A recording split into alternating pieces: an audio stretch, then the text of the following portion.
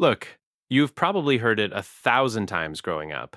Renting is just throwing money away. I see people fall for this old myth constantly. The truth is, that classic piece of advice is completely broken in 2026. Your parents bought homes when interest rates were dirt cheap and property prices were reasonable. Their rules simply do not apply anymore. We are living in a fundamentally different economic environment today, which makes buying a bit more complicated than it used to be. Housing affordability is sitting near historical lows, and mortgage rates remain stubborn across the nation. Think about it this way: when you pay rent, you are exchanging money for shelter. That is a fair transaction. You pay for a place to sleep, and you get it. Nobody says buying groceries is throwing money away just because you do not end up owning the farm at the end of the month. Let us be honest here. Homeownership is not simply buying a house. It is buying an asset bundled with massive, ongoing operational costs. Renting gives you shelter with a fixed financial ceiling on your monthly expenses. Buying gives you shelter with an unpredictable floor. So, stop letting outdated advice push you into a massive 30-year financial contract before you actually look at the real math behind the decision. Here is where most people get tripped up. They think every single mortgage payment builds massive equity from day one. That is simply not how the financial math works. The truth is, your mortgage payment is basically lit on fire for the first 15 years of your loan. In personal finance, we call this the unrecoverable cost concept. Every month, a huge portion of your hard-earned payment goes directly to bank interest, property taxes, home insurance, and maintenance.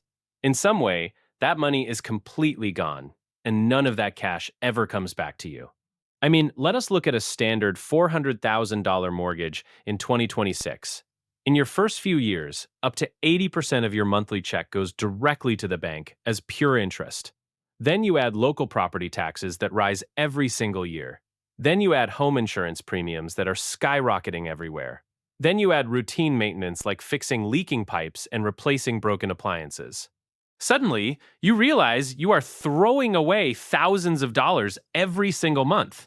It is just going to a bank and a local tax assessor instead of a landlord. In other words, homeownership has its own massive, unending stream of lost money.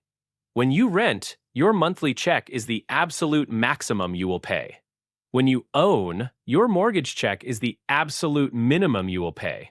That difference is huge for your long-term wealth.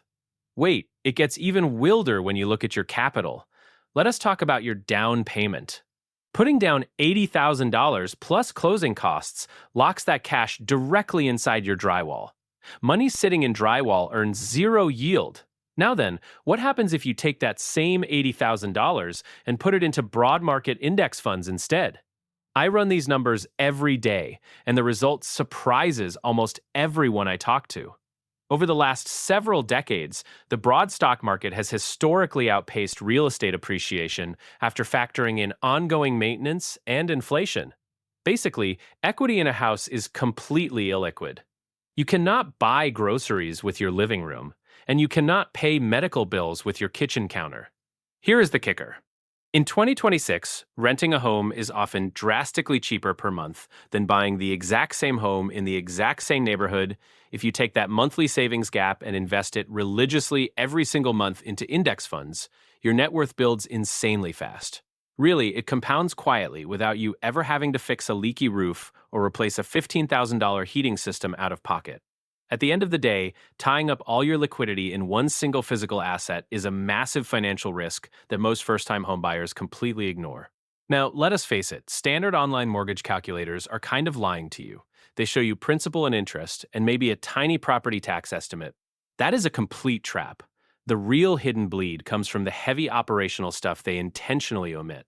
Home insurance premiums in 2026 have spiked significantly across the entire country due to climate risks and rising construction costs.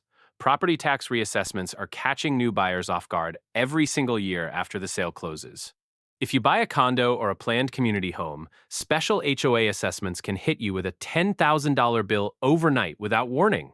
But there is another massive hidden cost that nobody calculates. I call it the career mobility tax. Buying a home anchors you to a specific zip code for years. When you rent, you can pack your bags and move to another city for a 30% raise tomorrow. When you own, moving requires selling your home, paying 6% in real estate agent commissions, and burning thousands in closing costs. Being tied down directly limits your long term income growth. Flexibility actually has a massive dollar value, and homeownership strips that flexibility away in exchange for a physical key. So, how do you actually make the right decision in 2026? You need a cold, objective decision framework. First, look at the price to rent ratio in your specific local market. Take the total purchase price of the home and divide it by the annual rent of a similar property. If that number is above 20, renting is almost certainly the smarter financial move in your city. Second, enforce the 7-year rule. Do not buy a home unless you are absolutely sure you will live in that exact property for at least 7 years. Why? Because between buying fees, high loan interest, and selling expenses, it takes a long time just to break even. Selling after 3 or 4 years is almost a guaranteed net financial loss for your wallet. Think about it this way. Stop treating homeownership as a mandatory status symbol or an emotional milestone you must achieve. It is an operational decision for your lifestyle and personal stability. You are buying a place to live, not a guaranteed wealth machine. If the math does not align with your financial goals, staying a renter is not a failure. It is a calculated, strategic choice for your future. At the end of the day, neither renting nor buying is universally superior for everyone. It is not about emotion or societal pressure. It comes down to the numbers in your specific zip code and your personal career timeline. You have to run the math for yourself without letting outside noise sway you. Look at your local market right now. What is the monthly gap between renting a 2-bedroom apartment and buying a similar home in your zip code? Drop your city and those two numbers in the comments below. I want to see what your market looks like today.